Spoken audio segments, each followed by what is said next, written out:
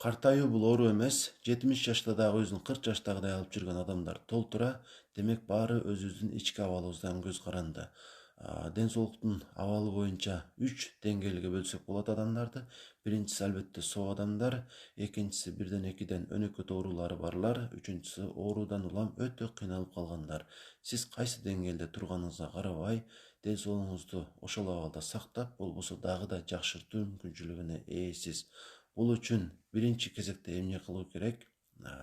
Ден соолук абалы боюнча сизге туура кеңеш айта ала турган адамды табыш керек. Биз жөнөкөй оорудан оорусак дагы ошол тууралуу сунуш айта алган ар бир адамдын эшигин каккылап көрөбүз. Бул эң туура эмес кадам. Ден соолукту эң жакшы билген бул албетте дарыгер, узкий специалист болсо андан дагы жакшы. Мисалы баш оору болсо нейропатолог, жүрөк оору болсо кардиолог, боор оору болсо гепатолог деген сыяктуу ар бир оорунун өз врачын табышыбыз керек. Эң начар врач дагы жөнөкөй адамга караганда 10 эсе жакшы билет ден соолукту. Андыктан врач менен тыгыз байланышта болуу керек.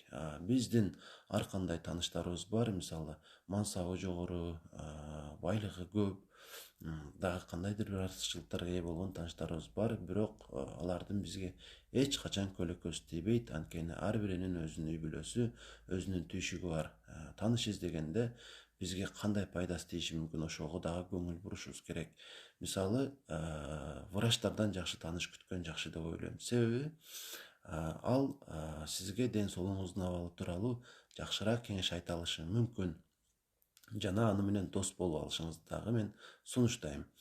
Анан ар 1-2 ай сайын ага барып турууну сунуштайм. Себеби оорунун деңгээлдери болот. Биринчи деңгээл эми башталганы, анан күчөгөн экинчи деңгээл, анан 3-4 деңгээлдер дагы болот. Эгерде сиз биринчи деңгээлде турсаңыз, экинчиге, экиде турсаңыз, үчүнчүгө өтпөгөн аракет кылышыңыз керек.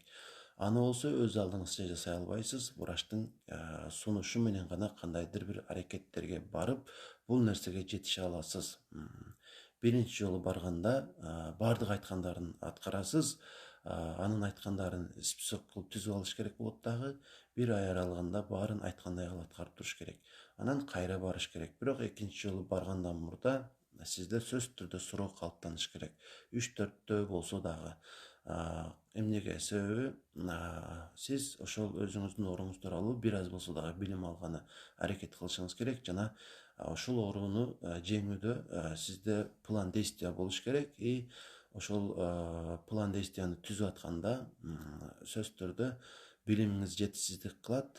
Жана такалган суроолоруңузду жазып алышыңыз керек. Жана барганда врачка ушул тууралуу пайда болгон суроолорду бериш керек. Жана анын айткандарын аткарыш керек болот. Суроого жооп алып туруп, анан өзүңүздүн алган билимдериңизди ага көрсөтүштүн кереги жок. Болгону кыскача суроо түзүп туруп, ушул суроолорго жооп алган жакшы. Анан дагы эми сиз барган дарыгер мамлекеттик ошол ооруканада иштеген болушу мүмкүн, и частныйда иштеген болушу мүмкүн.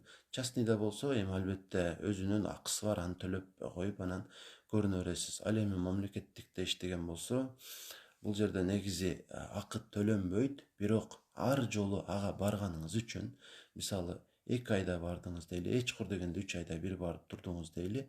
Эми өзүңүздүн ичиңизден кыйналасыз да, бар мен тажатып койбойт бекен мен ушул врачты деп.